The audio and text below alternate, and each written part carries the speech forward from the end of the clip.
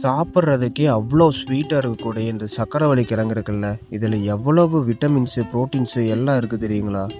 இதில் vitamin A இருக்குது, fibre content ஜாஸ்தி, கண்ணுக்கு ரொம்ப நல்லது. இந்த மாதிரி எக்கச்சக்கமாக இதை பற்றி சொல்லிக்கிட்டே போகலாங்க.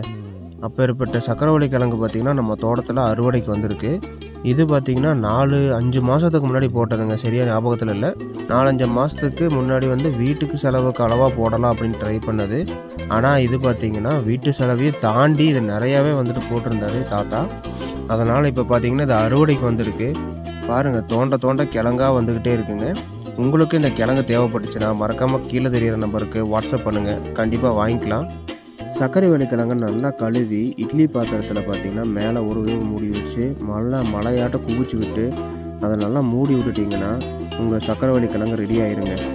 அதுக்கப்புறம் சாப்பிட்றப்போ இருக்கிற சுவையே தனி தான். நீங்கள் சாப்பிட்ருந்தீங்கன்னா கமெண்ட் பண்ணுங்கள்.